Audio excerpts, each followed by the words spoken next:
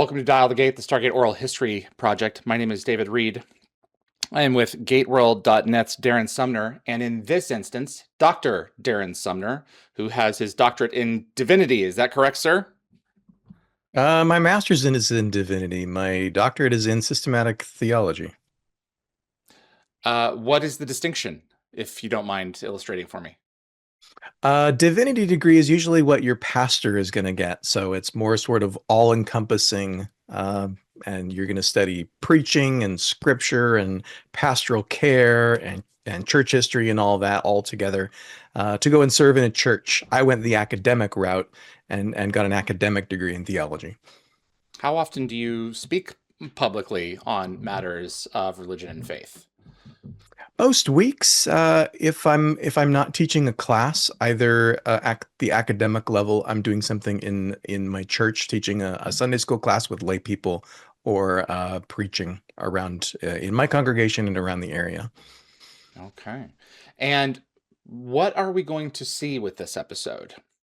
We had a chance to talk with Robert C. Cooper, who, of course, is one of the co-creators of Atlantis and Stargate Universe, but also was a longtime writer, story editor, executive producer on Stargate SG-1. Rob is more, I think it's fair to say, more than anyone on Stargate's writing staff, he's responsible for the storyline around Ascension, around the development of the ancients and their mythology, and then eventually Origin and the story that we got around the Ori in the later years of the show. So as a person of faith who was in seminary while Stargate was on the air, I've always been fascinated by the themes of religion and faith and how the shows deal with them, and right, the oppression of false gods over the Jaffa and all these bits and pieces. So I've talked with Brad and I've talked with Rob over the years about how I find Stargate to be a wonderful exploration of the human condition, a wonderful exploration of themes of religion. In this case, largely religion gone wrong, right? Religion that's used as a cudgel, as a tool of oppression Yeah. against people. And they got criticism over the years that Stargate is anti-religion. And so I wanted to, ultimately, I wrote an essay that was published a couple years ago, making the case that Stargate is not anti-religion. It's just, it's taking a particular, very modern, very humanist take on who we are as people. And for many of us, in many cases, people of faith. Yeah, and one of the things that Rob does not specifically say in this episode, but he has said in previous episodes, that he has always felt that Stargate was not anti-God, Stargate was anti-false God. And there is a distinction there for people who believe. So I can understand people who don't, who would be like, well, what's the difference? As I'll iterate later on in my show, my pastor growing up was a huge Star Trek fan. Yeah. The qualities of humanism speak to all of us because we are all, better or for worse, human.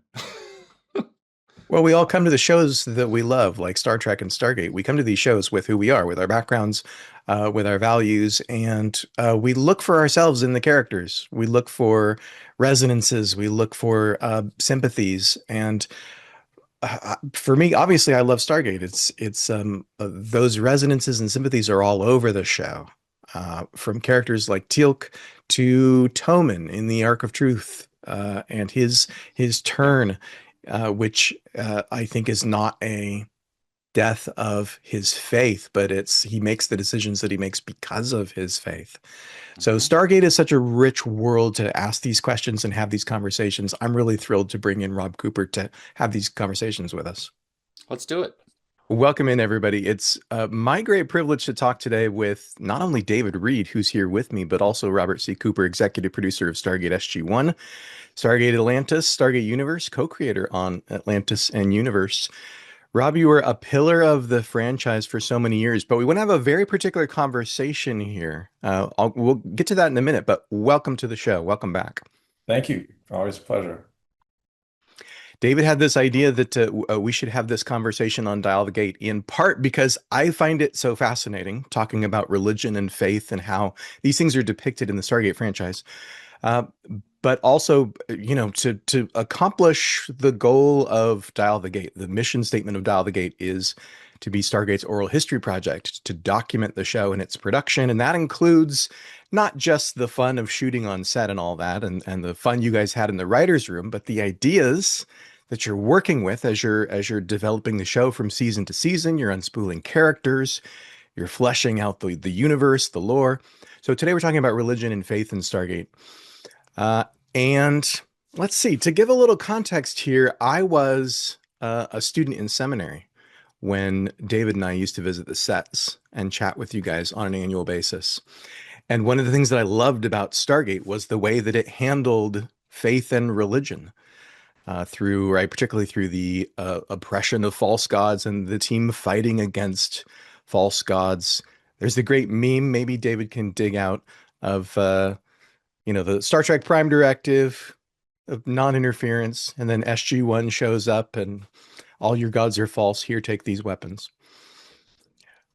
Also, you probably don't want to mention your own stuff, but you wrote an essay that you then sent me, which I really appreciated, about this sort of stuff, and in a book that's about that very topic, right? So if you want to plug that, you might as well go ahead.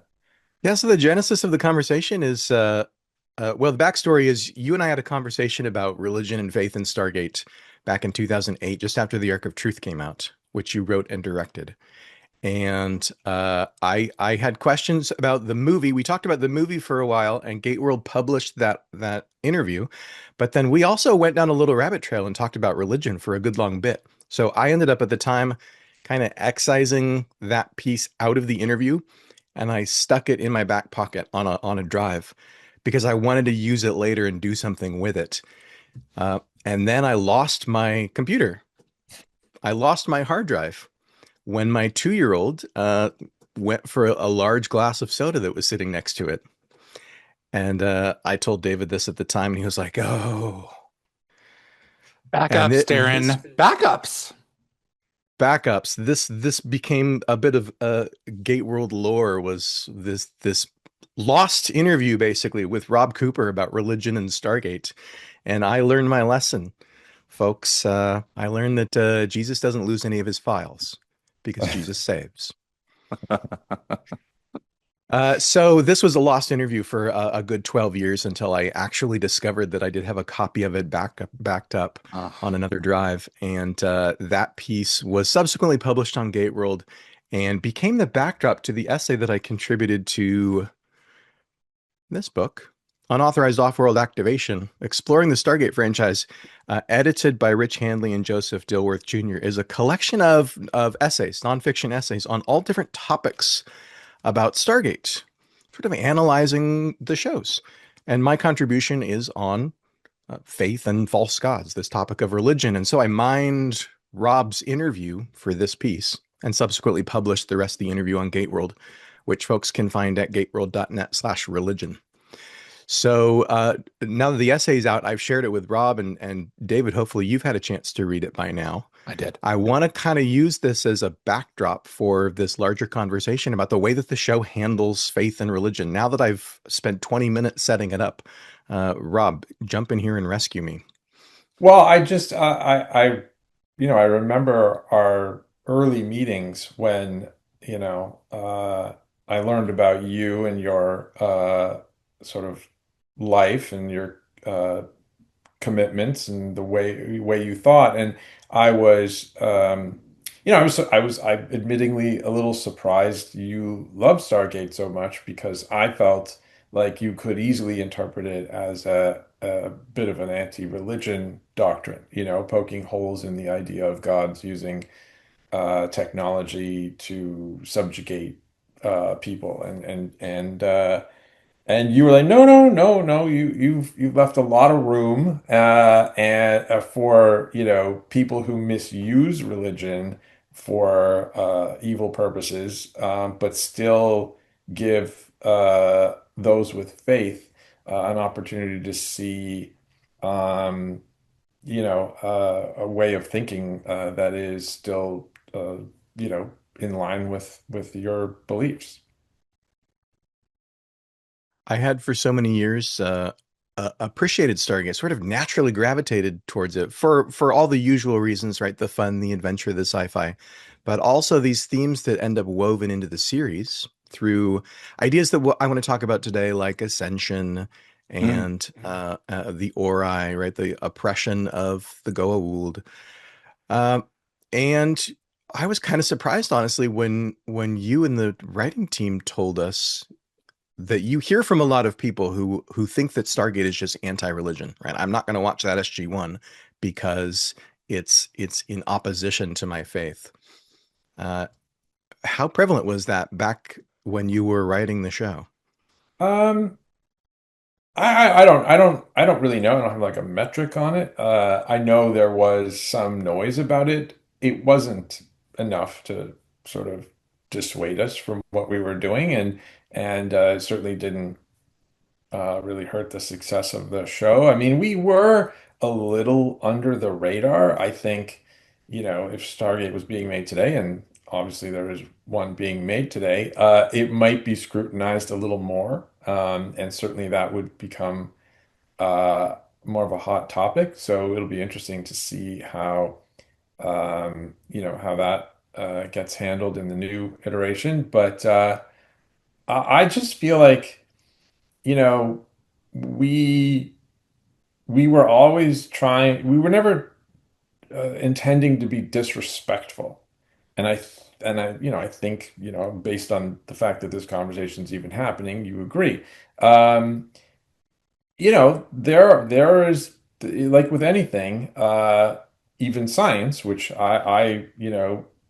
respect and believe in, can be horribly misused for the wrong purposes. And so, you have to uh, navigate that. And we were critical of both. I think that, there's it's interesting to me because lately I feel like there's been a bit more of a merger between the thinking worlds of science and religion, and whereas in the past they've maybe been a little bit more in opposition.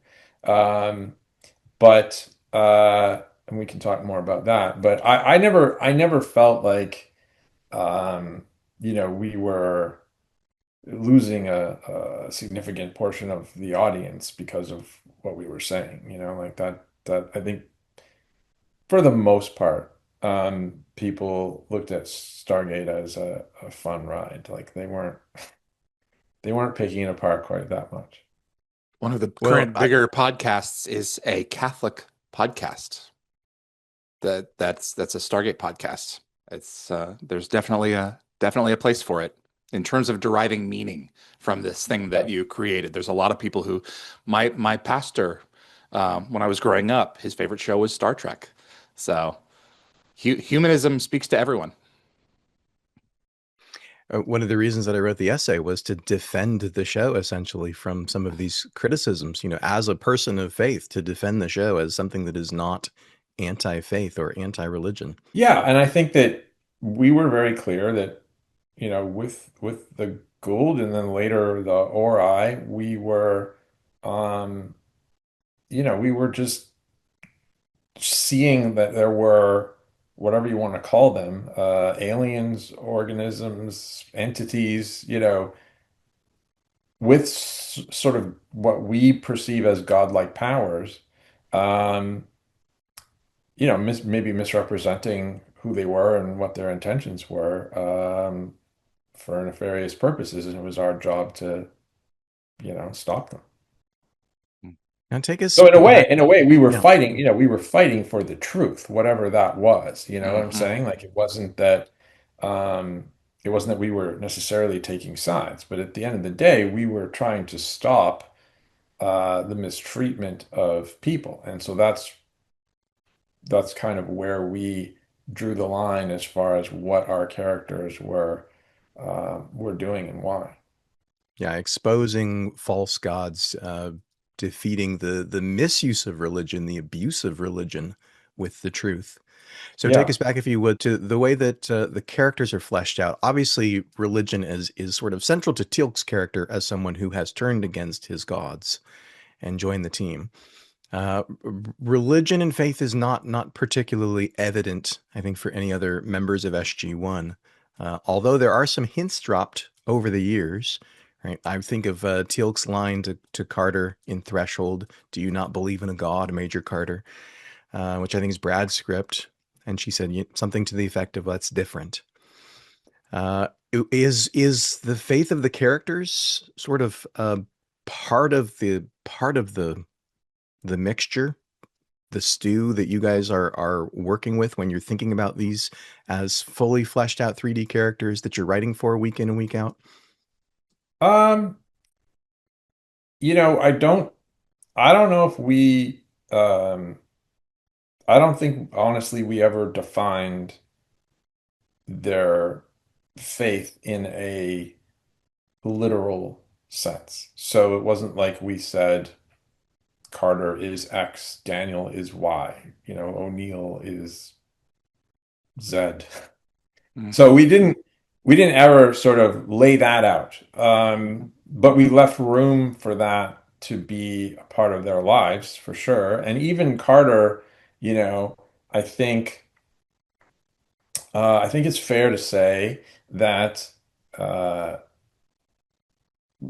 while she was the predominant scientific voice of the show, um, she still had a soul. You know what I'm saying? Like there was it's not like she didn't necessarily discount the idea of all of that science um, having some higher power or magic involved. Like I think that um, you know there's a this idea that we are that those who believe in in predominantly in a scientific definition of the universe uh, don't have a tremendous sense of awe at what it is. Do you know what I'm saying? Like Mm. there's a you have to look at the odds of us existing in the scientific definition and just go, how did that happen? Mhm. Like that is there's it's awesome from the truest definition of the word. And I think there's a lot of scientists who I've always been interested in uh scientists who are physicists and people who help define where we came from, uh, who are both obviously firm believers in science, but also seem to have no problem being somewhat religious as well. For I the think that's record, because and this is this is only relevant so far, but in terms of the prop sales on the dog tags, both Carter and O'Neill are listed as Catholic, though you could have obviously changed that at a story beat if you wanted to. But that's I just wanted that out there. And also, I asked at the beginning of season 8, I was curious as to what Amanda would say. This was my first ever interview with her, and I asked her, "Does she think Carter believes in God?" And she said yes. So Mm. that was Amanda's perspective. interesting. Mhm. Yeah, it's like again, I feel like we as the writers always wanted to leave room for whatever people Mm. you know, felt like they wanted to believe. I mean, we felt like it was um is that it was none of those were sort of our place to kind of die on those hills, you know what I'm saying? Like and make those sort of definitive statements because we don't know.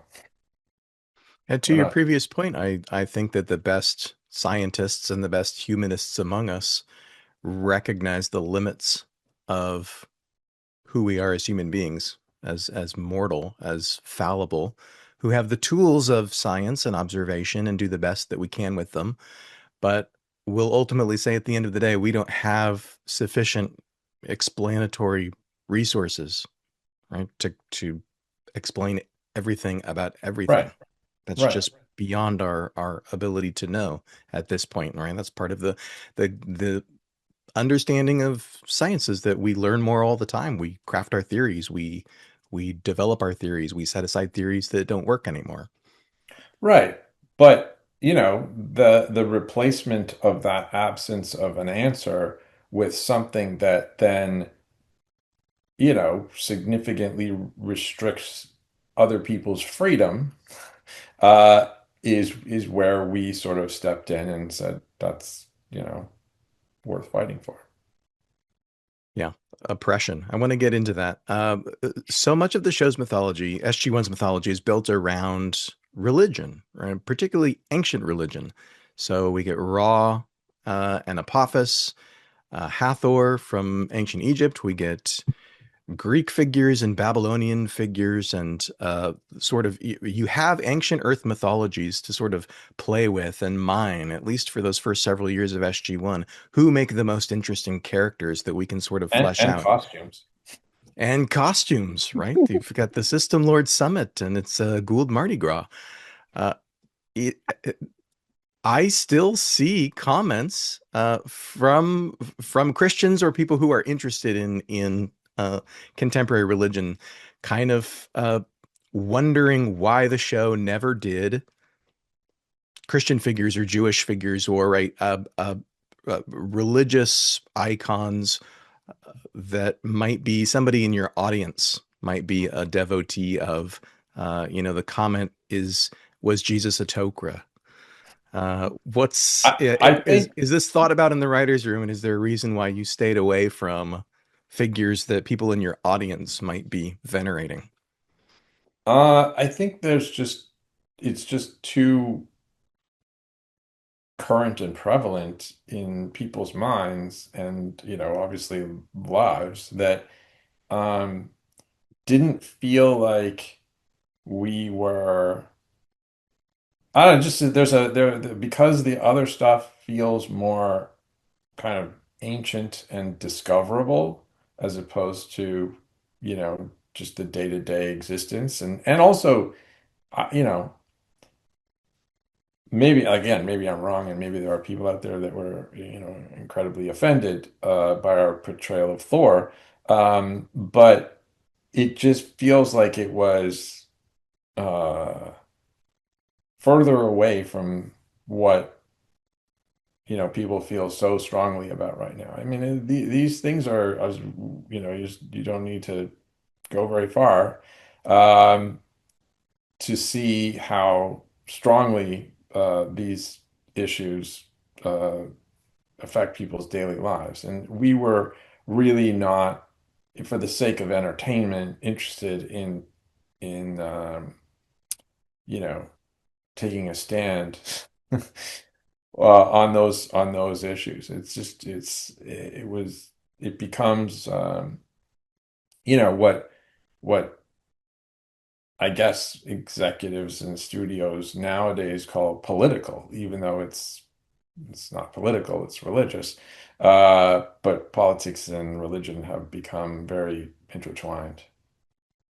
But sort of, I imagine, unnecessarily encroaching on what the audience would hold dear, whether that's their Yeah, faith or their politics. yeah, and there were certainly, historians who got offended by our representation of certain historical It's a TV Okay, well, this elements. is show. interesting, right? The show takes a lot of liberties with the ancient history and the ancient mythology. Uh, how much of in your mind as writers, how much of the stories that are told, right, the mythology of ancient Egypt, uh, come from how the Goa'uld themselves acted, and how much was it sort of existing stories that they took on, right? They assumed this persona with all of its backstory. Mm, Is it sort of one or the other, or is it both and? mm. Yeah, I mean, some of it was, I think, inspired by the movie, like I think, you look at the uh the idea that, oh, okay, this person is Ra. How would Ra have acted in that time? There was this Yeah, and how would Ra have acted if they were also very God-like, if God were on Earth? Um, so yeah, I think it's a extrapolation of that, and people seemed to like, you know, they seemed to respond to the initial sort of representation of Apophis, and so things kind of just went from there. If it hadn't worked, I think we would have pivoted. But Mm. Let me ask the question a different way. In your mind, is Apophis the real Apophis? Or is he a snake no, who is pretending to be Apophis? yes, 100%. In my mind, he is not the real Apophis. So, He, yeah. yeah, I mean, he, you know, knew of the story Okay. and said, I'm gonna do that. It's cosplay to a certain extent. It's alien That's cosplay. great. It's Goa'uld cosplay. That's the perfect metaphor. Well, Yeah. look at the clothes. How can it not be anything else? Yeah, and again, that's another reason why, I think the show worked and sort of hooked into the science fiction audience. Yeah, and then future stories get told and then woven into ancient Earth mythology. I'm thinking of things like Seth's interactions with Osiris, sort of rising up and trapping Osiris, and that's a piece of lore that you can find in a history textbook today. But you came around and gave it an explanation that it was after the Goa'uld started impersonating these figures, this event happened that then got recorded in this way. Mm-hmm. No one really talked too much about the fact that Thor was also cosplaying, and like he was an alien. He was a gray who didn't have uh, nefarious intentions.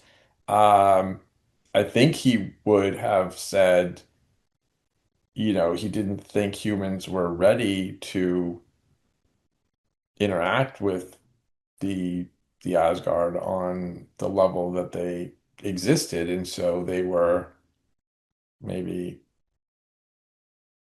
protecting them a little bit, or maybe they were actually, pandering to them a little bit Yeah, and using being a little. using the Norse holograms are a bit like Starfleet going incognito, right? Dressing up as the alien race before first contact has been made in order to walk among them.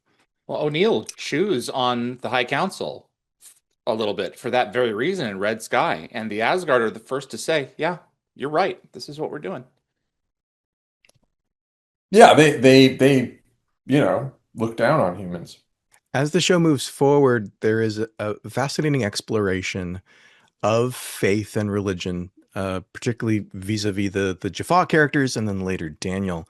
When we get into Ascension, we get to Kheb and maternal instinct, and we recognize that what's going on Kheb, right before we even know that Oma Desala is there, helping people on this spiritual or maybe pseudo spiritual journey to a higher plane of existence, and she's been doing this with Jaffa apparently for generations. Um, Braytak comes to Kheb with that sort of faith, right? That this is a mythical place. This is a place where Jaffa can find some freedom from their oppression and sort of move beyond those chains.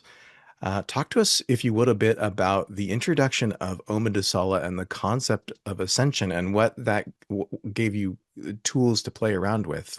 I felt like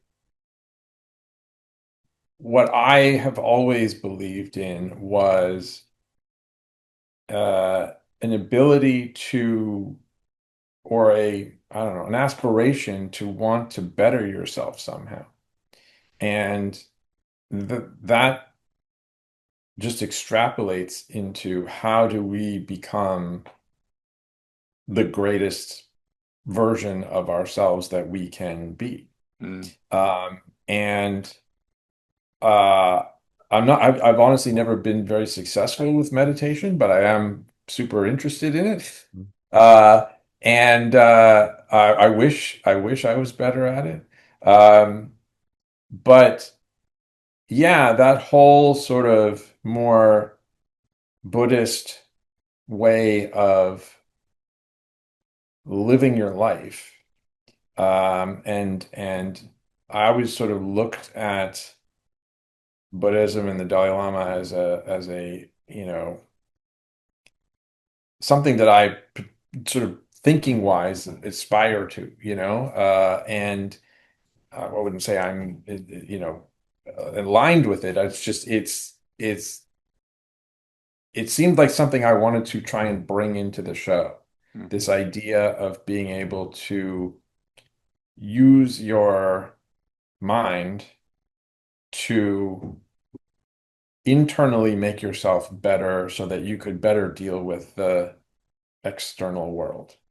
And what would the ultimate version of that be? Like, what would the equivalent in the Buddhist world be to going to heaven in the Catholic world, right? Where you get to go to a better place, or and I'm not I don't, I'm saying that Buddhism even has that component to it. It's more that if you extrapolated that, if you could control your physiology on the most basic atomic level, um, what would the possibilities be? And so that's where kind of Ascension Mm. came into my mind, is was like, what would happen if you could, quote, go to heaven, um, but through some other process other than a powerful deity deeming that you're worthy of that.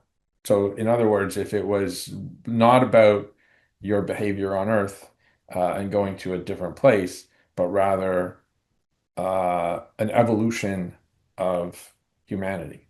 So, I felt like, um, the Jaffa, having been subjugated, I would use the word enslaved, by not, by the Goa'uld, and um, maybe more so than any other, ongoing character in the Mm. show. They were the sort of symbol of that.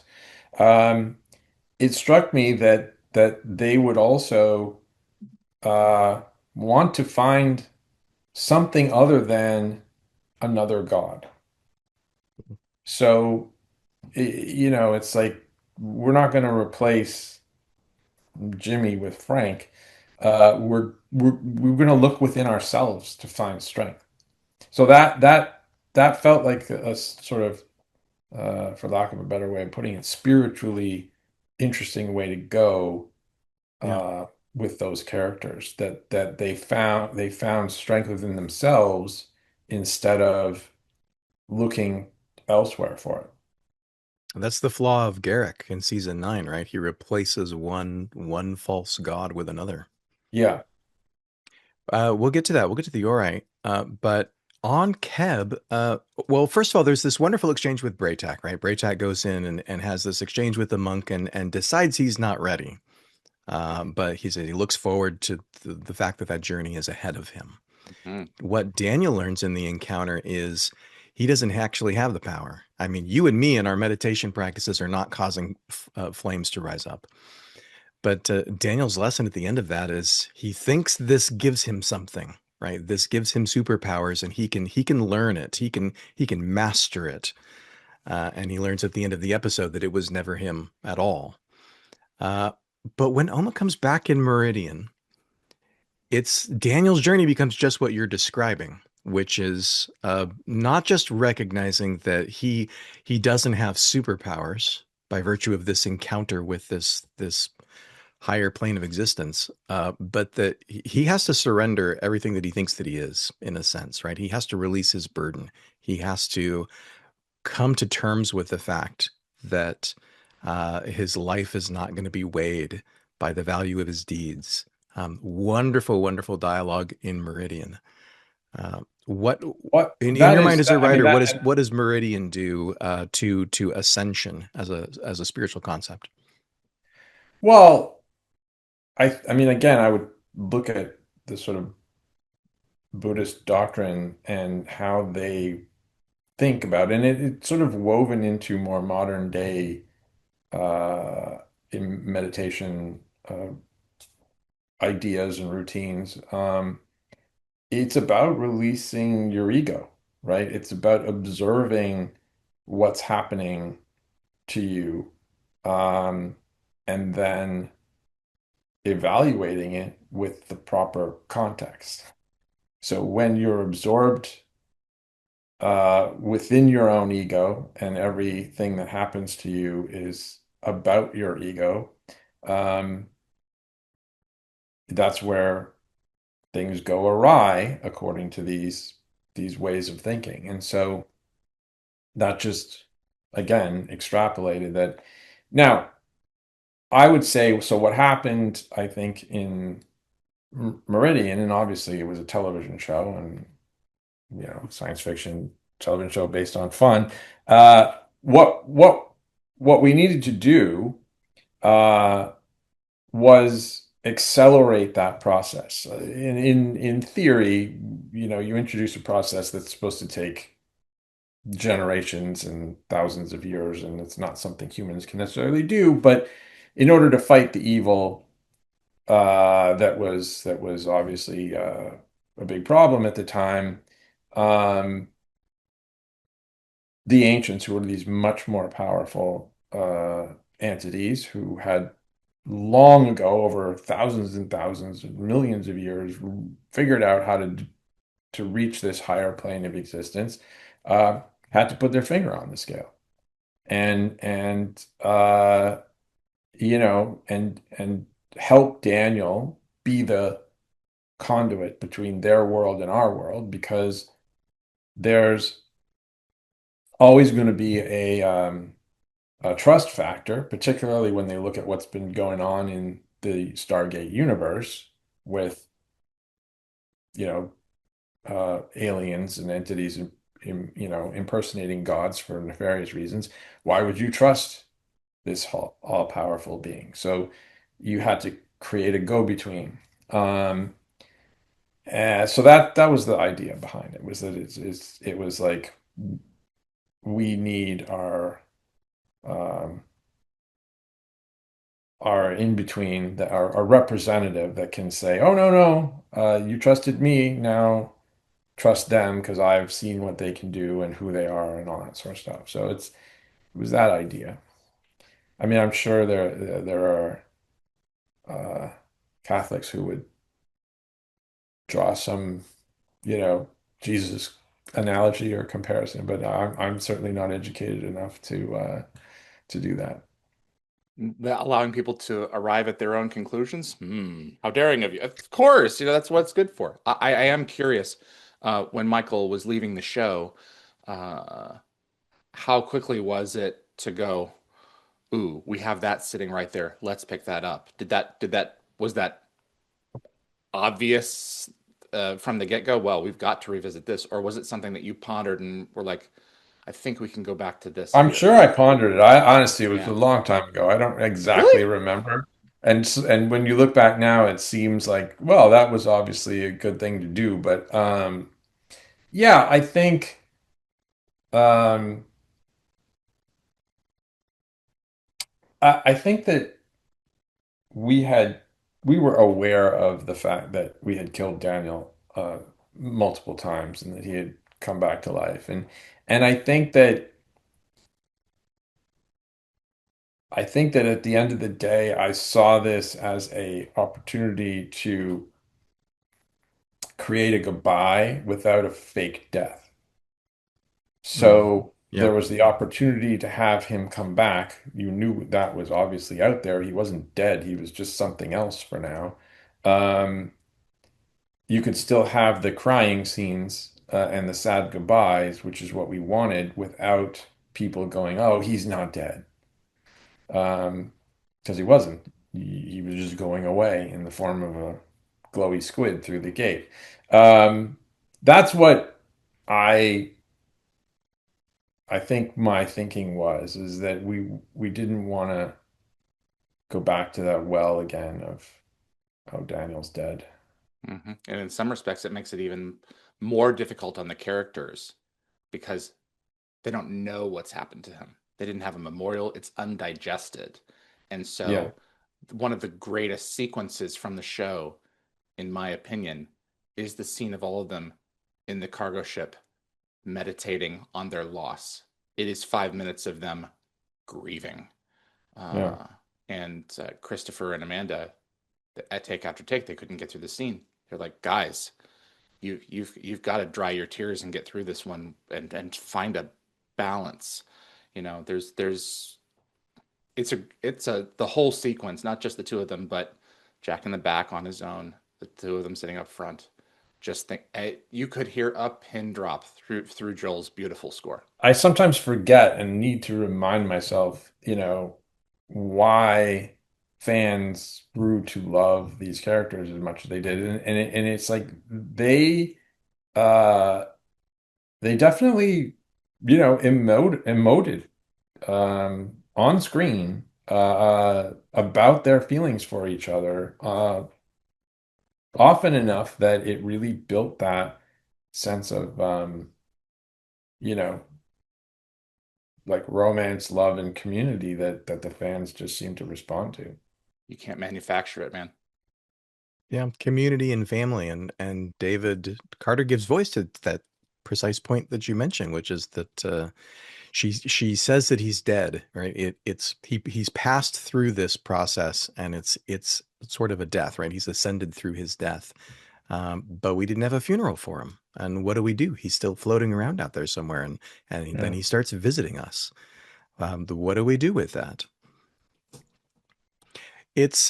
Meridian is such a beautiful episode. I think in terms of all these religious themes that we've been talking about, and it's fascinating to me that you've connected this with Buddhism and the introduction of Ascension on Kheb, because that really is how Daniel is experiencing Ascension, is that sort of death of ego, death to self that you describe, and escape from the cycle of suffering, which is what Buddhism is directed at.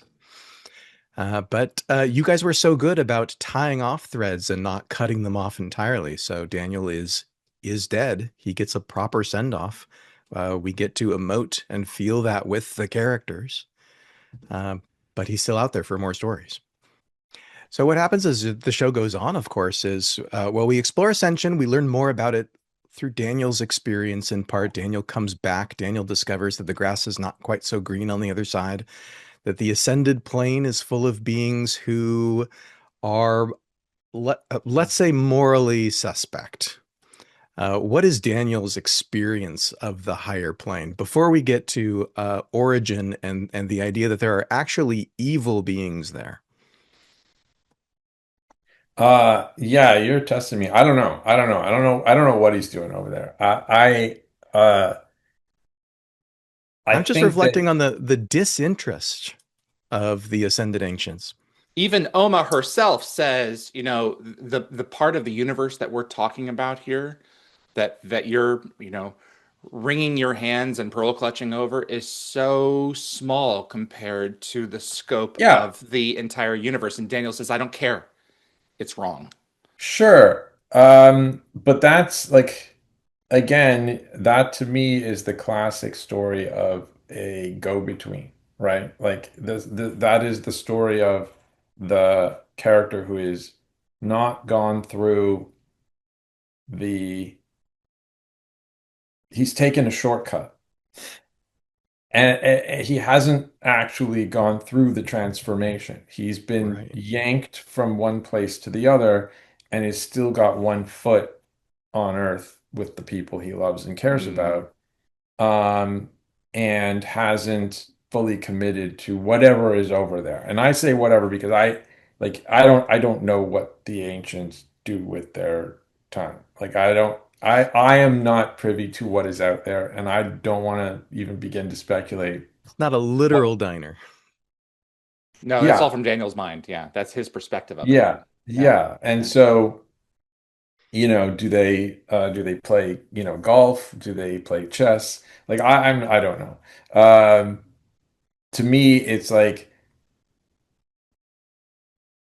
there is a plane of existence that we humans cannot comprehend, and therefore I am human, I cannot comprehend it. So uh, I'm intrigued by the idea of it and the possibilities, but yeah, I wouldn't begin to speculate. But introduces into the show, and then it's followed up again in Atlantis. And I'm thinking of episodes like Sanctuary, where you have ascended beings who decide that they're morally compelled to intervene on behalf of people that they care about, or just generally for the good of the mortal universe. So you've now sort of created this, right? Ascended beings live on a higher plane and they're sort of disinterested in the goings on of mortals. The ancients seem to be more interested in punishing Oma for what she's done than, allowing Anubis to essentially wipe the slate clean, eliminate all life, and start afresh. That again, that disinterest it's given some moral quantity and some moral judgment, right? Our characters, our heroes, are more rough and ready and practical. Like, this is just wrong because of all these, right? All these people, all these planets, these civilizations that are at stake here.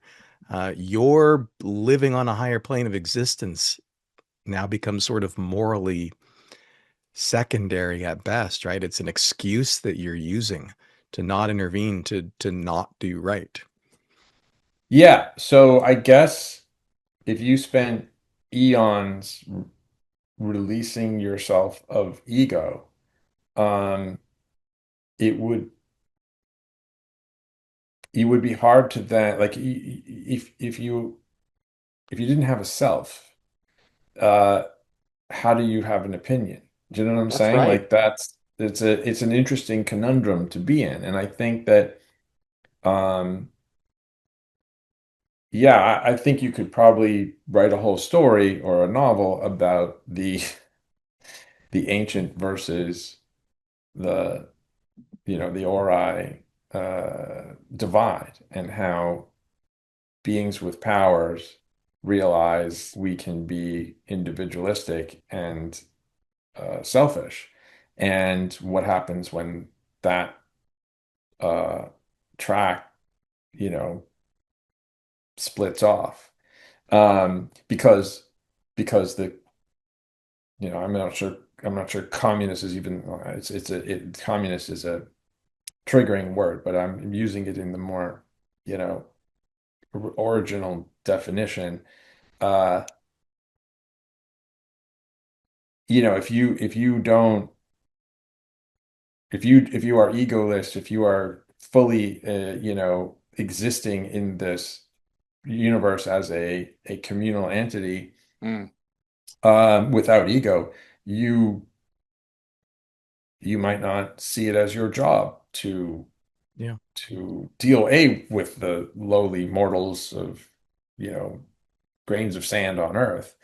Um, Nevertheless, or for that matter, these kind of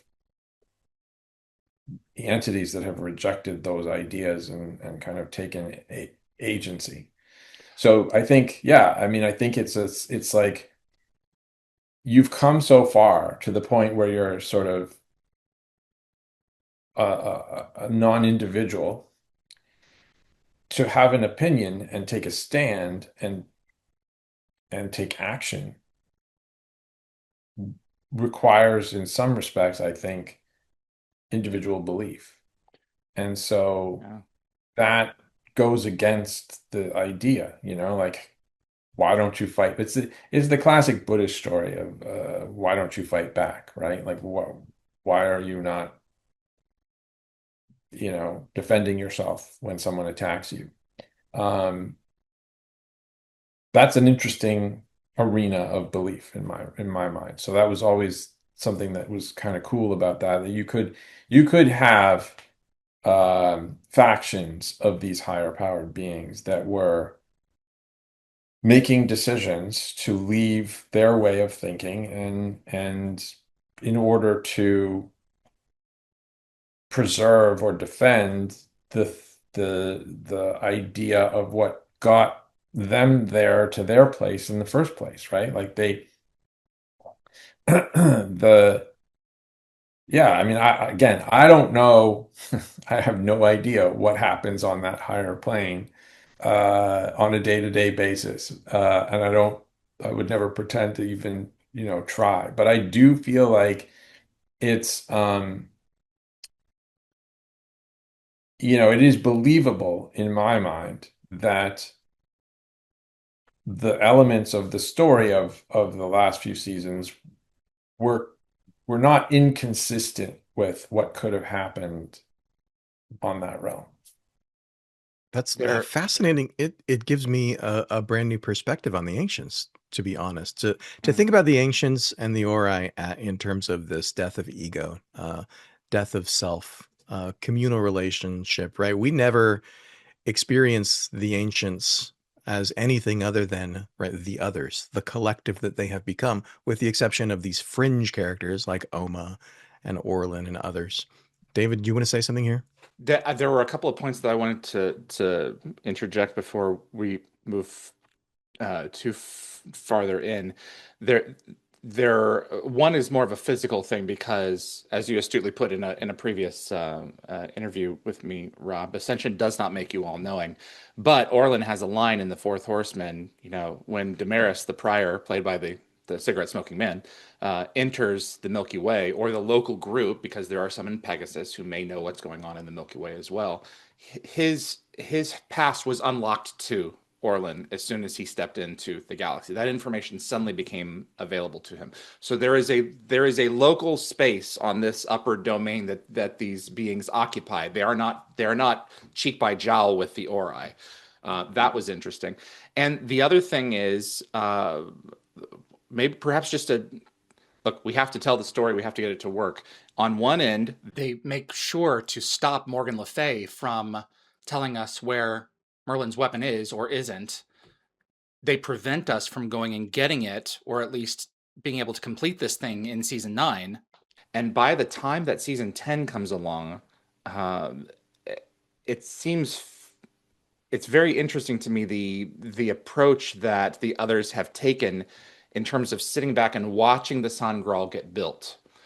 And I'm watching the shroud and I'm thinking to myself, as soon as they turn the orb on to drop it on this thing, they're going to take it away. And they Mm. don't. They sit back and they let it go through that supergate. So, on one hand, these beings take action to prevent Morgan Le Fay from providing information, which will ultimately cut down the Ori. And then, in a season later, they choose inaction when Vala turns the device on, and they send the Ori ship back through the supergate and allow their brothers to cease to be.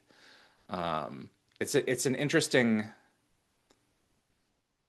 line to straddle, because if they are capable of stopping a race of cosmic beings from getting destroyed, they choose not to. Yeah, again, I feel like first of all, it's always incredibly dangerous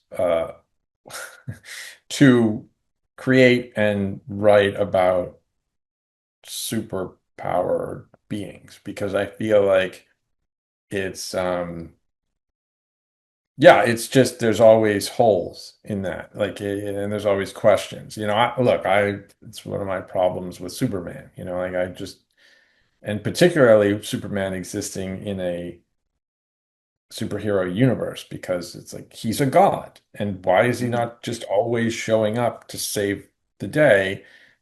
These other mere mortal superheroes don't stand a chance, or for that matter, are not necessary, because they have to come up with reasons why Superman isn't there to help. Um, so yeah, it is definitely you're setting yourself up for failure when you start dabbling in these types of characters, uh, or beings within a show. So yeah, we had to kind of figure out ways to um, put moats around these characters, give them limitations and some weaknesses and explanations for why they had powers in certain areas and certain times and not others. But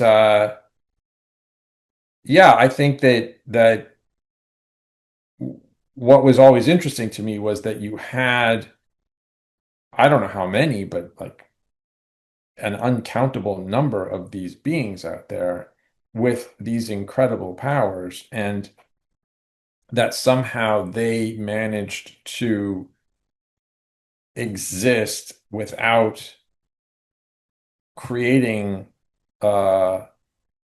detrimental destruction for a very long time until they had obviously then some problematic uh, versions of themselves break off and do something different. Um, it nowadays makes me think about, where we're going with AI and how powerful it is and how there's a version of the future that we may be creating, which is fantastic, where we're all using these tools for good. I I'm not sure that's going to happen because there's too much evidence of, even a small number of individuals who will ultimately want to use it for not so good. Um, so yeah, I mean that's how I would align it to sort of today is we are on the verge of creating something that is even beyond our conception. Like I don't think we can fully imagine what a uh, a superhuman AI is going to be capable of. And and in the meantime, there there may be a powerful if somehow we are able to embed within it alignment with our ideas and what it means to be human, there could be a positive outcome to that. But it just seems like you will always have bad agents, bad actors emerge, and or interfere with those positive endeavors. Yeah. Back to our moral question. I'm not sure that this is the way that the show is. What's true within universe, but I'm really fascinated by the suggestion that maybe it's that death of ego, that sort of blending into the universe, however we want to describe the way that the ancients exist on the higher plane, that has something to do with a sort of death of moral agency as individuals, right? The others don't ever seem to act for moral reasons. They act to enforce their rules. They act to punish. In Orland's case, for example, or stopping Oma or stopping Morgan Le Fay. Uh, they they're not, as I read it, they're not necessarily making moral choices though, and maybe that's Yeah, because I they think they no longer have moral like agency. more like They again, Mm, I would say morals are things that we have created, understand, and decided are the right way to do things because we're living in a large community with human organisms who have human needs and also haven't, you know, grown beyond the ego yet. I think, in some cases necessary for our survival, right? So, how do you imagine what would happen if all of that was no longer necessary? Like, I think that even the idea that uh, humans originally became ancients, or did they? Like, I don't know if that's what happened. Like, and that we are the second yes, we are a second evolution according to the Stargate lore, but which came first, the ancient or the human? And and I don't know that the ancients think that humans on Earth need to be preserved as the seed of all ancients. Do you know what I'm saying? Like I I don't think they look at it that way. Like so morality in terms of your definition is well, the baseline morality is the right to life, right? Like so humans should have the right to life and to not be subjugated and to not have their freedoms restricted. Ancients are like, what they're it's no different than any other aspect of nature or a grain of sand on another planet. Like it doesn't matter. I don't it's not that I don't have morals or I've abdicated my morals. It's like I don't even think that way.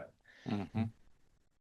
Yeah, the wind is blowing through the trees and Yeah. knocking lots of insects to the ground, and that's just Yeah. Oh how well, the that universe is happened. flowing. This is what happens. So you had the opportunity when the show reached the ninth season and pivoted with its cast and with its storyline. You had the opportunity to essentially create a religion. You created a fictional religion in origin, complete with its priesthood in the priors, complete with its holy scriptures in the Book of Origin, filled with lots of ancient tales, parables, stories, mythology, and wrap the Stargate lore around it in terms of the ancients, right? The Ori share this deep backstory with the ancients. And so the result that we get is beings who live on the ascended plane, who, as you say, have not died to self, who are entirely ego driven, who seek the worship of others, and who have created this religion where humans in their galaxy will worship them and they will get power from it. They will benefit from this as a sort of commodity, right? Orlin describes it in The Fourth Horseman as a literal transfer of energy to the Ori. So take us back to the genesis of Origin and the challenge that you faced in essentially creating a new religion for the show. Yeah. Yeah, I was yeah, there were some people like, "Are you sure about this?" And I'm like, yeah, I guess." I look, The voice I of loved confidence. I loved I love religious stories. Like I just feel like that I mean, look, I went to religious day school. Just the stories were so fascinating to me. They were moral parables. They were, um, you know, in some cases weirdly violent and misguided, lessons we were supposed to learn. Um, but I just thought, I mean, to me, they were all super fascinating. So the idea of playing in that world and getting a chance to sort of come up with versions of those that were fictional was, that was super fun and attractive to me. And I mean, we had also done so many um like real ones, so I was excited about getting to have the opportunity to make one up. Uh it was also, a slow process of um figuring it out. And then on top of it, I was taking another Earth legend and playing with that and weaving it into it in a way too, because we had the whole Merlin and Lancelot story as well. Really quickly, was the Arthurian mythology a pretty obvious take, or did that uh, take a while to arrive at that? I was looking through all of the sort of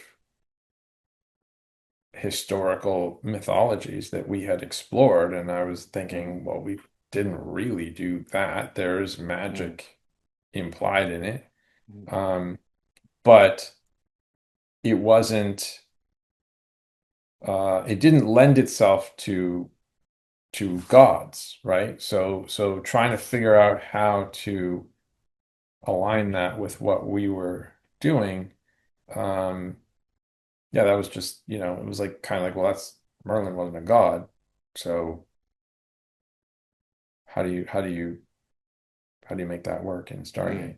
So the conceit of the Ori is, all right, we've spent 8 years fighting against false gods, and our our heroes can essentially walk onto the scene and, like Daniel and Jack do in the movie, right? Push a button on the side of the helmet and reveal that the Jaffa is just a regular dude, and that your gods are false, and you don't have to live in subjugation to them.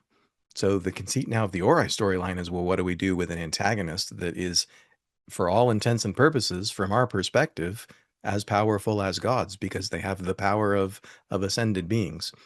Yeah, But we the never, difference, sorry, I was just to interrupt you. The yeah, difference was that with the Goa'uld, it was technology, Hmm. and we as scientists could understand that technology. What happens yeah, if the science is so beyond hard technology? So there was no gun, there was no ray, there was no ship. It's it's it's more powerful than that. You're That raising that people with the wave of a hand or a thought from the dead. Yeah, and some it would say that's more magic, and that's just the writer deciding what to do, whatever they wanted to do. But I still feel like there were established mythological pathways to that made it seem more. It wasn't like we just suddenly plucked some powerful god out of the sky and created a new villain. It was woven into the show for some time prior to those villains emerging. as we said earlier, it looks supernatural to us, but it would still have a natural explanation, just Right. one that our characters are not aware of, right? We are not advanced enough to understand how this works. We need somebody like an Orlin to show up and teach us how to build a device that disrupts Yeah. the Prior's superpowers. I think a lot about the Arc of Truth, which at the time when I first pitched it, was accused, I was told it was a bit silly, but I mean, nowadays, more than ever, I wish there was such a thing that would A, determine what the truth was, and B, you could just point it at someone and make them believe it or see that that was the truth. Like I don't think even at the time when I came up with that and wrote that I could even begin to imagine how far astray we will have gotten from from the truth. What if we did have it and it turned out, Rob, that you were completely wrong? Okay. Just from a sci-fi cosmic like what Yeah. if? Okay.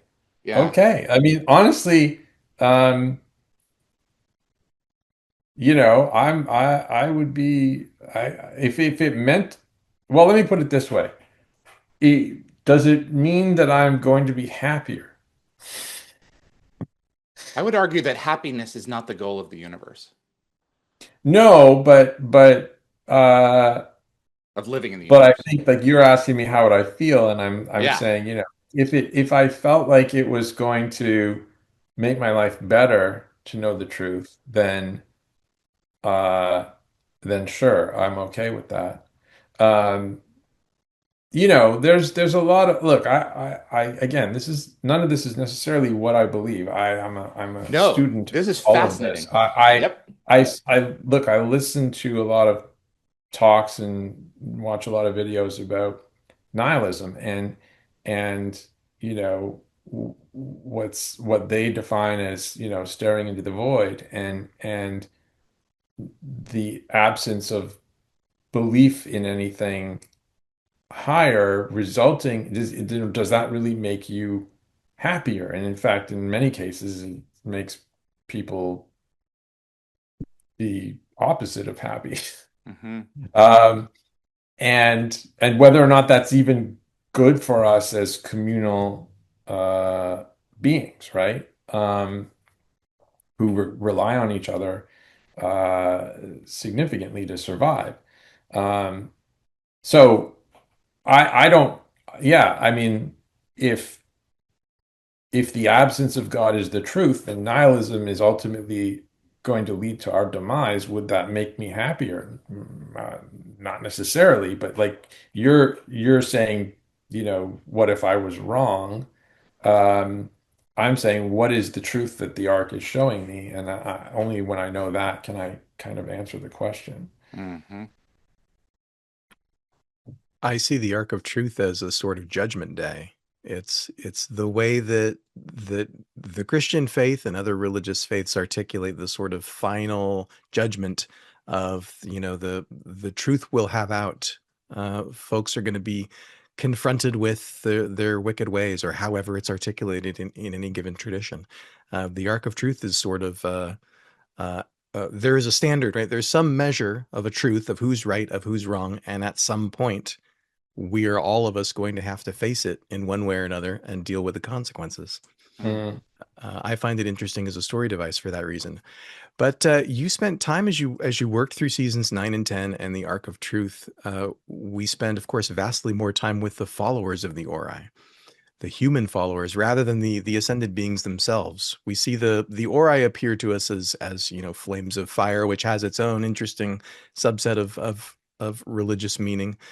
But we only see the Ori themselves, I think, 3 times by my count. We're dealing with their followers. Yeah, We're dealing with the people who yeah, they because that's send to war in us. their name.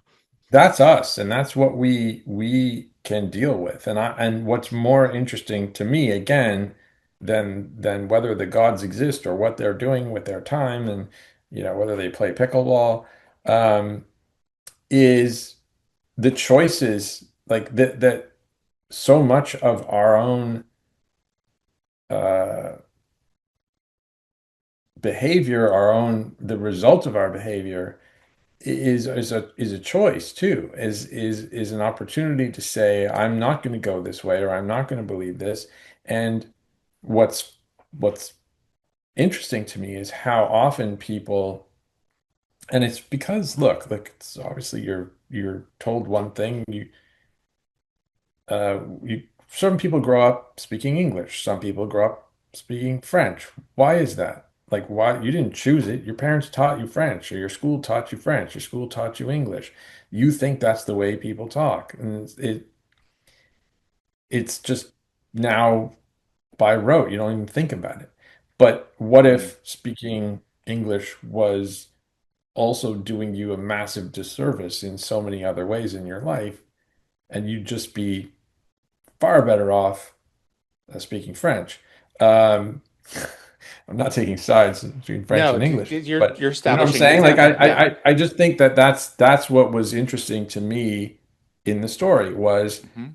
these people are not only hurting themselves, but they're empowering these beings who have no interest in being anything other than selfish, using people like fuel as opposed to in any way bettering themselves or giving them an opportunity to improve their lives. So why do you choose to do that?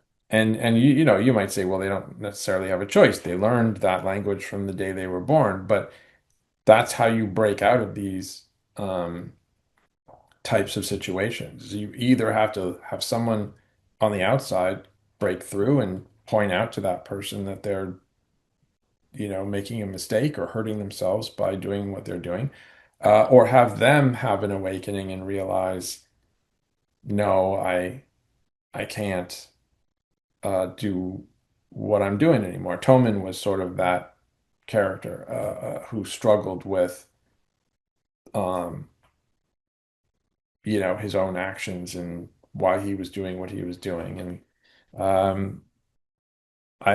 that's again super interesting to me when you're looking at uh, radical behavior in our culture, and how you undo it when it's harming yourself and other people around you. I want to come back to Tomin as we wrap up here in a minute, but first, let me just ask you to reflect for a moment on Adria as a character, because as I read it, she's presented in the story as sort of, not entirely, but sort of an incarnation of the Ori, sort of an evil Christ figure who is both mortal and immortal. Was any of that in your calculation as you're crafting this character and the role that she was going to play in season 10? It's not that different from the Goa'uld in that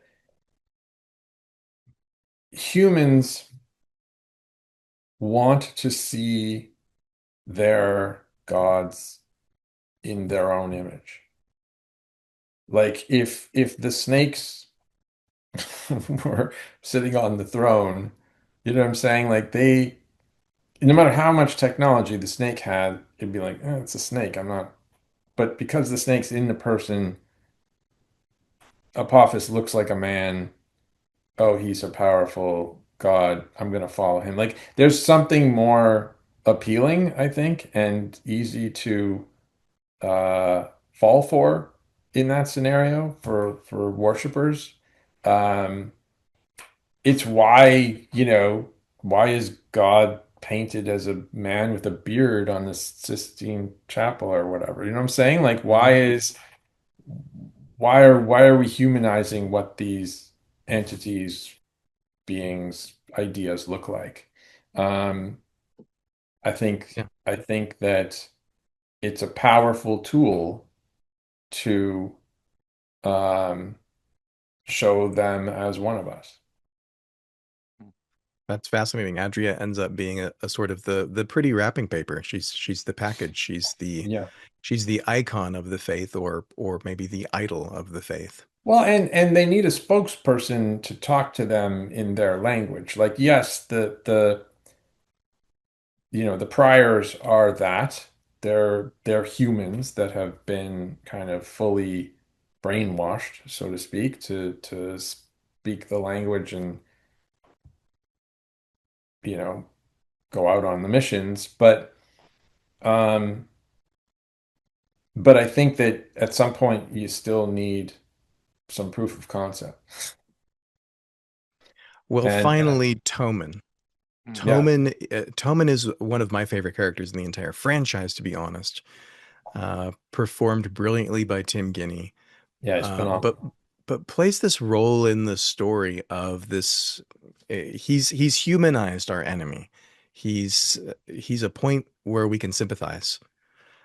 And we watch him in Line in the Sand and Arc of Truth in particular. We watch Toman go through his own process of coming to terms with what it is he's doing, who it is he's worshiping. Are the priors leading him astray effectively from the faith that he holds so dear and the scriptures that he knows so well?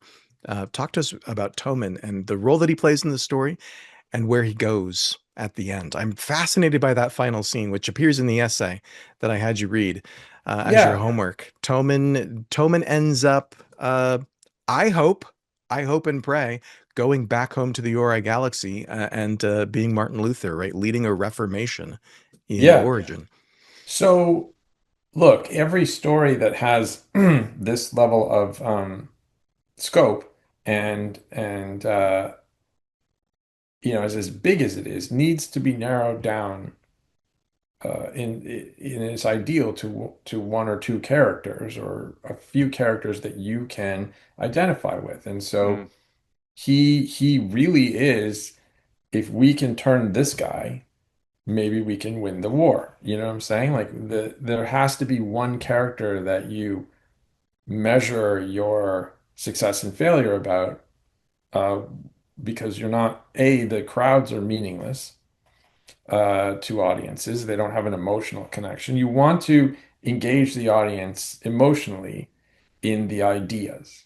And how do you do that? You personify the the challenge. You create a, what do we have to do by the end of, Act 5 in order to succeed? Um, it has to be personal.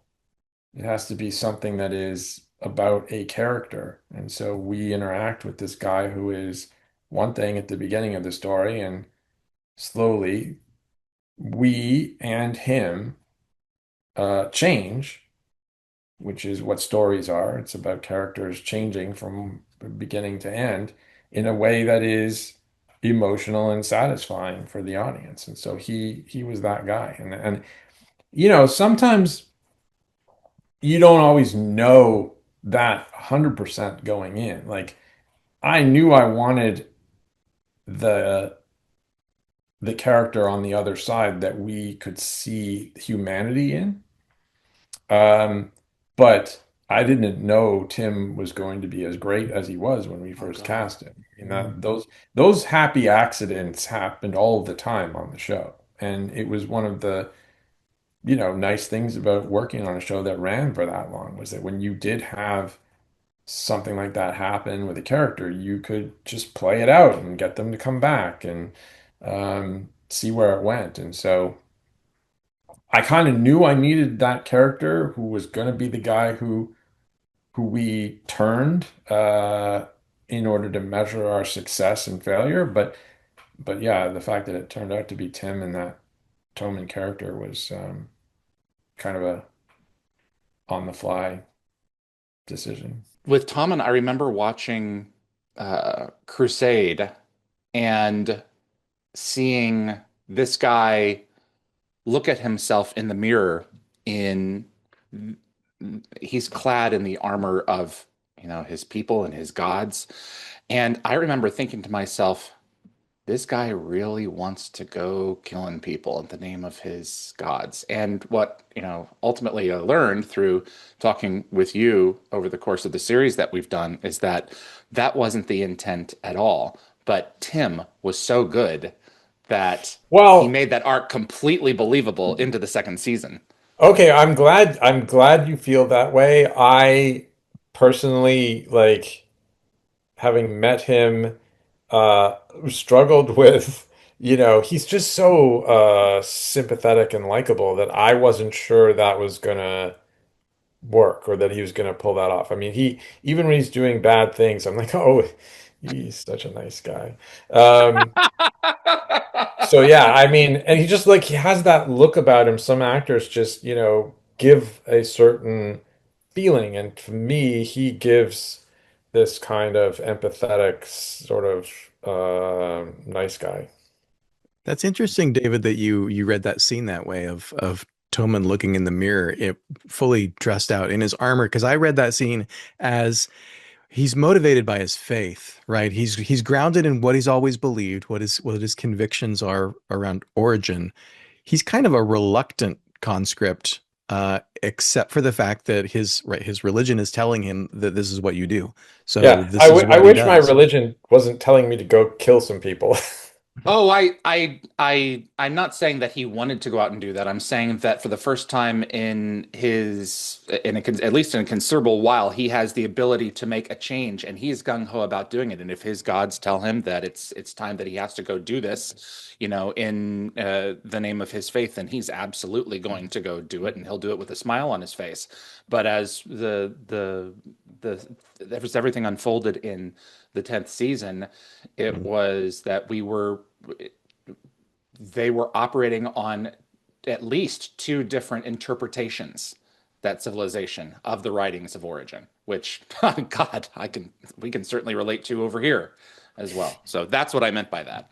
I never saw him with a smile on his face, but yeah, Vala has to convince him. He's because he seems to be right in back coming back in line in the sand.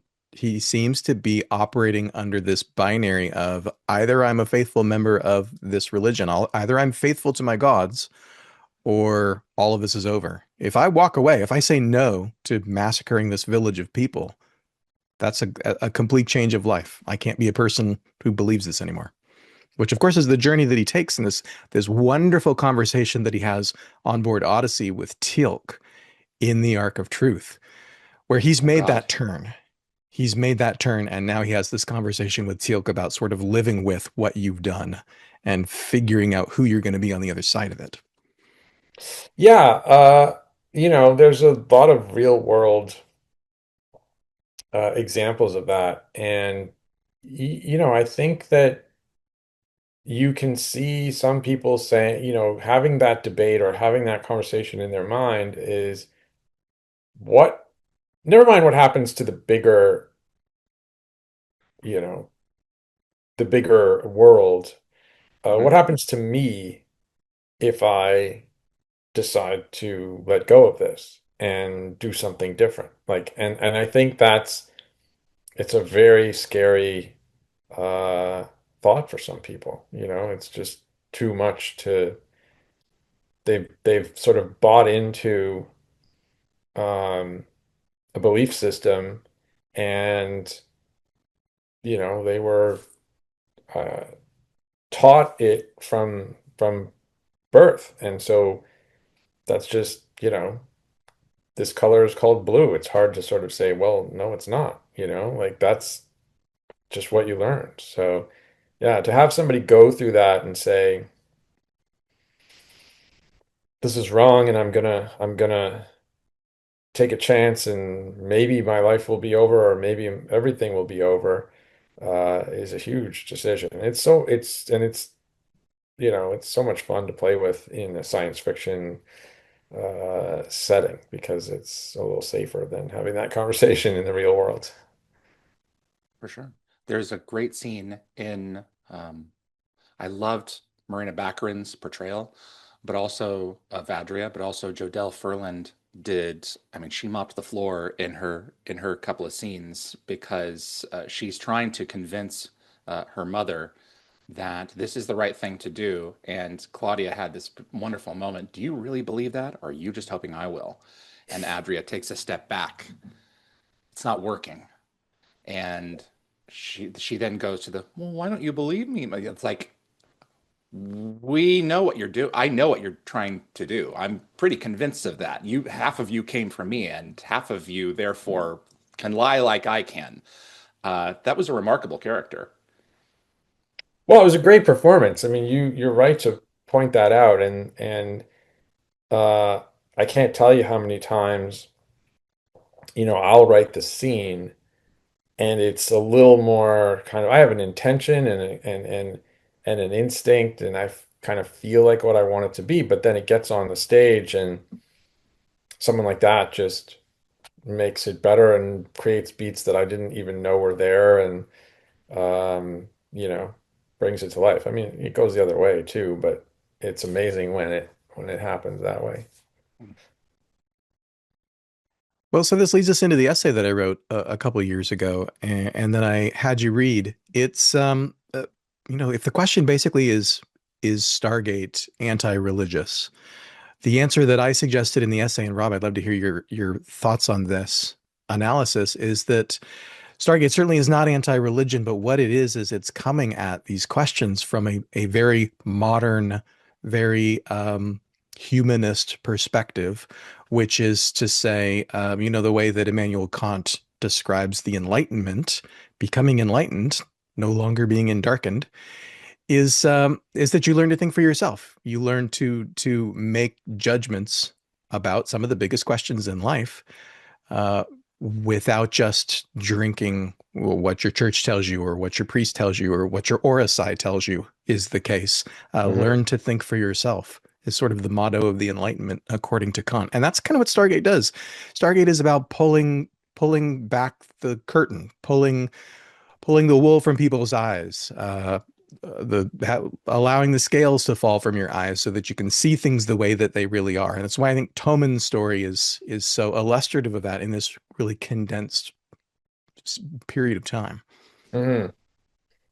I mean, yeah, I guess it's, I sometimes I feel a little like it's not my place to speak for all of Stargate. I know you guys think I, can kind of represent it pretty well, but there were a lot of other voices and opinions, and even, not just among the writers and the directors and the actors, and everybody kind of brought their own ethos to it, and that was fun. Like, it was always good to get that variety of opinion. Um, I I think that what did, I think we in the writers' room, and me more speaking for myself, it's not that it's anti-religion so much as it is, pro thinking for yourself. That it's about religion can be a very positive framework to help people cope with life. And um, how much more you want to go to the afterlife, like I think that that said, given the diversity of belief in our world, you have to approach the sort of the rules as they're written, um, and understand that sometimes there's conflict that go on between the various doctrines, and somehow we have to be able to cross the line, you know, line in the sand, to make sure that we stick to the more important um, ideas, which is, treat each other kindly and be good to ourselves. And I think that, so many times I have felt that traditional religions have uh, not really had that purpose in terms of the way, not the religion itself, but the way that the leaders who have maybe taken advantage of people's beliefs have asked them, how they've asked them to behave in the name of the whatever deity they've chosen to worship. Like I just think that um, there's a point at which how we behave to each other, irrespective of that, should sometimes supersede those ancient writings. And too often it's not the case. And so that's, I feel like that was the ethos I tried to bring into the show, so that when we played with it in a obviously cartoonish way at times, you had uh examples of people following the rules for the wrong reasons, the wrong rules sometimes for the wrong reasons, and doing bad things, and we had to correct that. And it came down to, are we living by a doctrine that upholds the first principle, which is let's be good to each other. Yeah. Power structures are difficult to break either in the real world or in the fictional world. And I see, as a lover of Stargate, I see the downfall of Cronus, for example. There's a body on the deck. If your people don't believe that your god is dead, come have them take a look. Yeah. And look, I see that as I also wanted to say that I feel like, you know, uh, we're obviously all still just figuring it out. Nobody has answers, and um the sort of the culture around the absence of following some religious belief, doctrine, practice is far from perfect as well. It does not help people. It does not satisfy many people in ways that make them, when they leave their faith, go, wait a minute, there's nothing here for me that's helping me either. Um, Awesome. and and I think that's also a problem. Like, I think that when you look at atheism, or however you want to, the line between agnostic and atheist and whatever, um, there's a lack of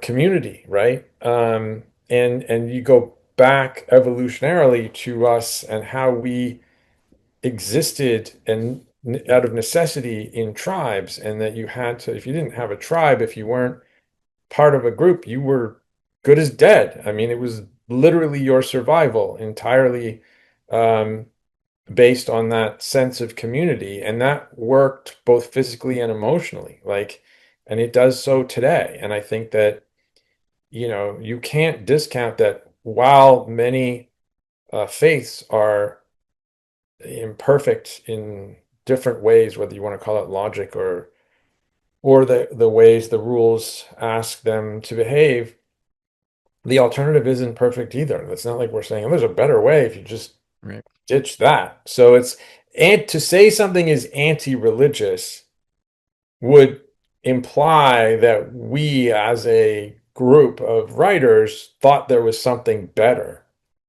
and that you're just dumb for not believing in this. And that's not the case. So that's my other sort of argument, is that to kind of suggest that we were pointing out an imperfection in a social structure is not true. The show's theme of liberation from oppression, liberation from false gods. That's a core part of my belief system, right? The truth will set you free. And the interesting question that Stargate asks over and over again, which I think you're describing here, is okay, once people are free, who are we? What do we become when we're no longer oppressed? For some of the Jaffa, I imagine that's no particular religious belief system at all. For Garrick, it's replacing one god with another. For Tomin, it's potentially going back to his home planet and building something new that is still Origin, but is fully reformed. I want to ask you, as the writer and director of The Arc of Truth, what comes after the movie? Do you see Tomin going back and leading a reformation?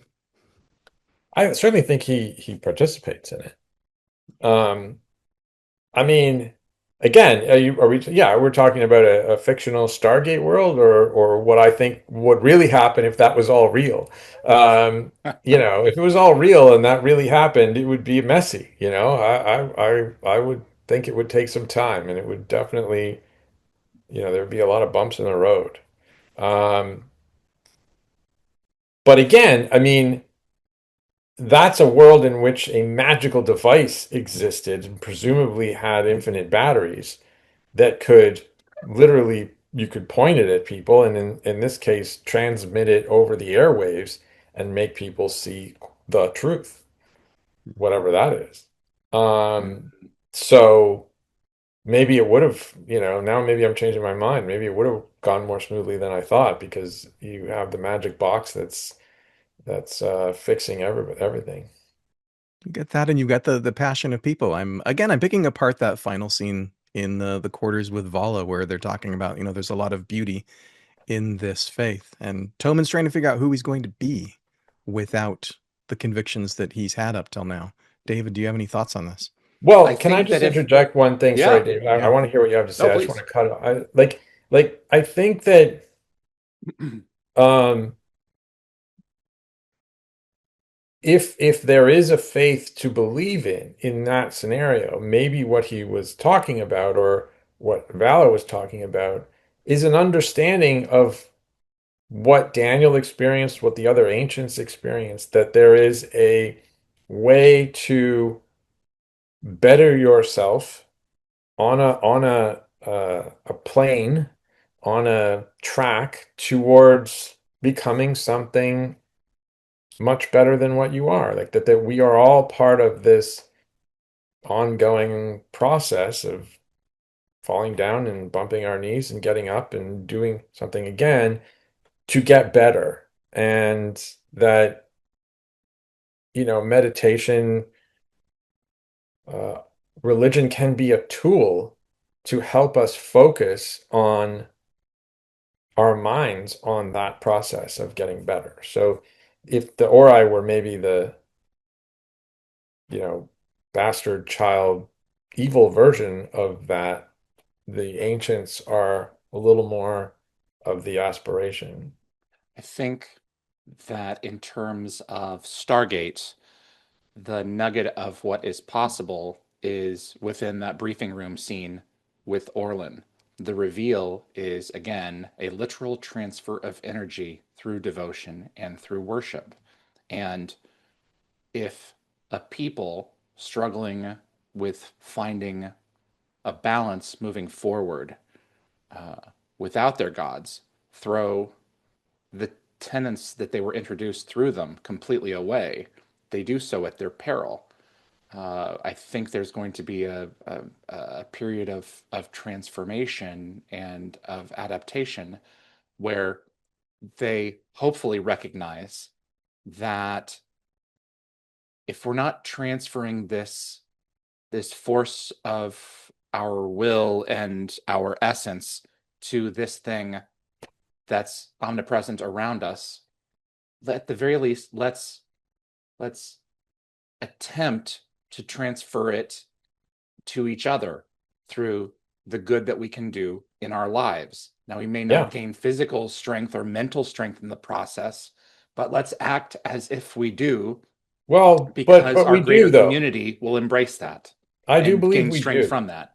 I You do, really, okay. I mean, yeah, I do. I mean, look, a smile, a hug, a positive affirmation from somebody, like those things, a Have power. genuine version of that, if you have enough of it, you start to feel good and you feel, motivated to continue doing what you're doing. Like it's, if you're getting negative feedback all the time, it makes you feel bad. If you're getting positive feedback, you're you feel good and you continue to do what you do. It's literally, I think, the most powerful thing we can do for each other as human beings. So I totally think that's the case, and I do think it's real. I think your health and well-being is incredibly tied to your psychological well-being and positive thinking. Like I have no doubt that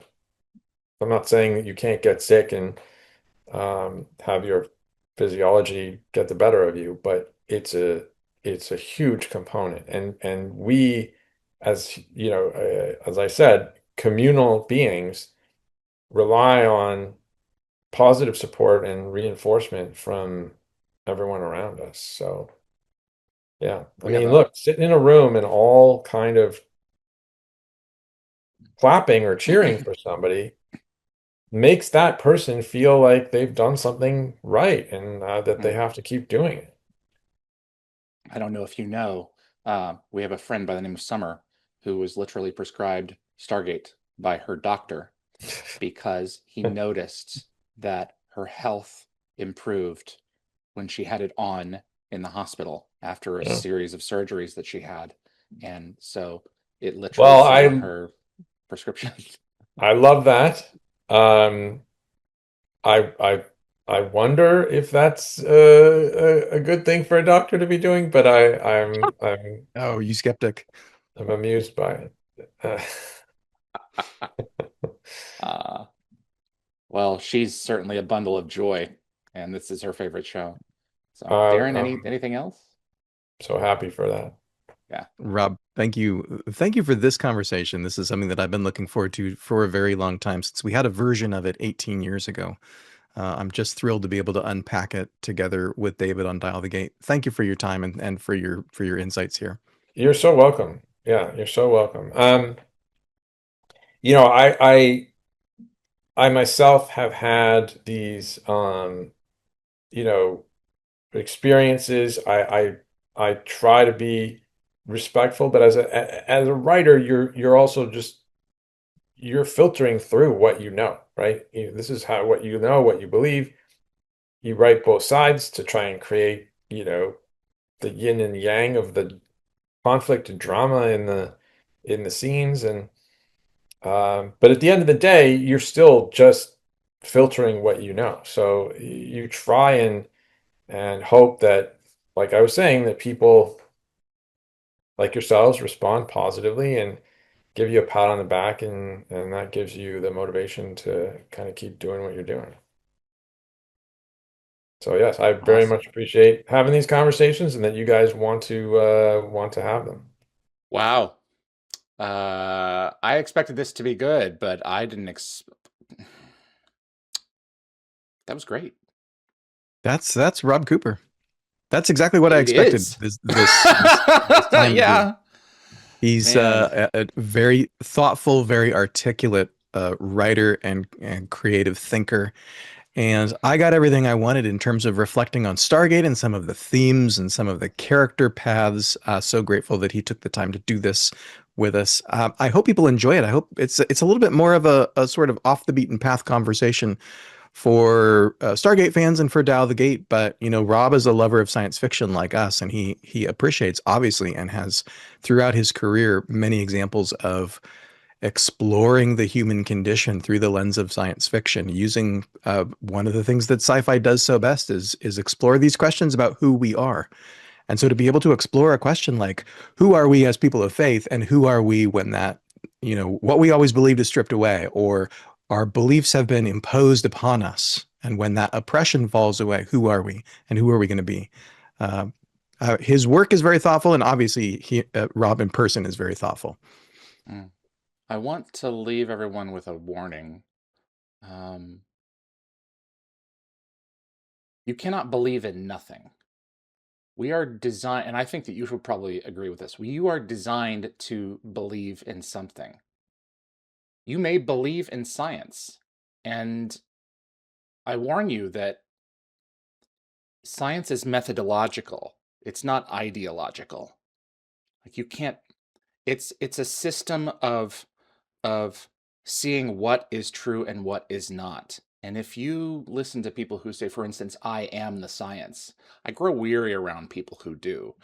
I heard once that truth is that which can be duplicated across different systems. And that is that how it was put? Truth is that which can be duplicated independently across different systems. That is the scientific method. Yeah, Science reproducibility of results is the search of truth, and not one group or person holds all the cards to that. And if you do, it's quite likely you've been led astray, because if you believe in nothing, if you have nothing to lean against that's bigger than you are, eventually you are going to be placed in a situation where someone's going to long and say, take my hand. I'll tell you what you need to believe in, because I will feed you and I will clothe you. And you will do it because you have to, because you have a family to take care of, because you have an empty stomach. And there be dragons down that road. You need to figure out, it doesn't have to be a god. It can even just be self and what you observe in your world to be true. That which brings a positive impact to the world in which you live. Humans cannot lean on nothing. We have to have something to lean against that's bigger than us. Otherwise, there's this emptiness, there's this hole in our hearts that we feel, whether we acknowledge it or not, because work and making money and these work will not fill your cup. It will not overflow. Can you speak to that at all? Yeah, I think that's right. Maybe the way that I would express the same sentiments that you're saying is that science is a tremendously important, valuable tool that helps us to explore our world and our place in it. But we recognize, even as people of science, as moderns who are living in a post-enlightenment age, we recognize the limits of our knowledge, the limit of our inquiry. That's why science is so helpful in helping us to learn more about our world. But I think a good scientist also recognizes the limits of what is available to us. We will not become gods and masters of our own domain. We will not learn everything about the universe because we're human, because we're mortal, because we're fallible and limited. We tend to make mistakes, and hopefully good scientists are going to acknowledge that and correct those mistakes. But the point is we do the work from a position of humility, from a posture of recognizing who we are, what our limitations are.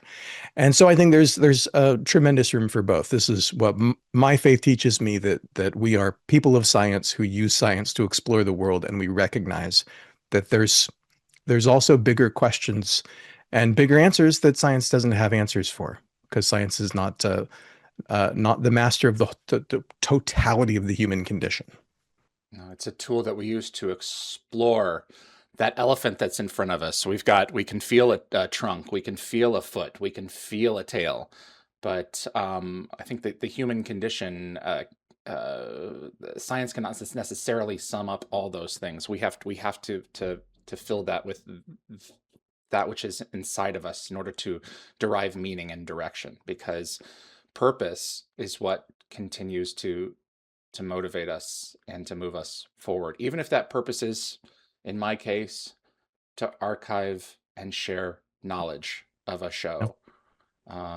There's where a hurricane cannot blow through a junkyard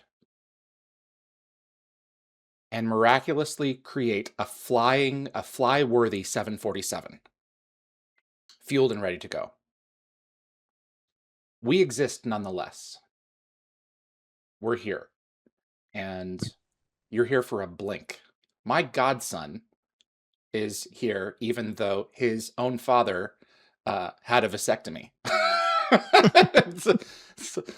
The universe is not so poorly designed. There, I said it. But science is one of the tools that I use nonetheless. Yeah, well, whether that extra, that above and beyond, is coming from ourselves, or for some of us it's coming from a faith tradition, the teaching of a church, or what have you, practices of contemplation and meditation, whatever it is for you, it's illustrative of the fact that we're all searching and trying to make meaning. That's the image of the elephant, Yes. right? It feels like a trunk, it feels like a foot, feels like a tail. We're all trying to make meaning of our lives and our place in something that is, as you say, bigger than ourselves. And that's a worthy endeavor. That endeavor is part of the human condition, is searching and seeking and looking for explanations to make meaning. And in some cases, for us, that entails reformation and revolution, setting aside old beliefs, trying on something new. Not that your faith, I would not want to describe faith as a hat that you can don and then try on something new. That's a sort of consumerist approach to religious habit. But right, the commonality is we're striving to understand ourselves. And as Rob put it at the end of that conversation, whether it is religious or not, we're best off doing that together in community. Yeah, if you enjoyed this conversation, if you enjoy those elements of Stargate, I think Darren would join with me in recommending a Damon Lindelof TV series on HBO called Leftovers, which is 3 seasons. It's, I think, 10 I haven't episodes seen a it yet. season. You haven't seen it yet? I haven't seen it yet. It's on the list. I haven't had this conversation with you? Oh, Well, we've talked about the show a lot. Yeah. Okay, I It's thought on the you list. had. In summary, very briefly, the 3-story elevator pitch is that a 3% of the world gets wiped out, and the show disappears. What's left of the human race, all 97% of them, is in a search for meaning as to why.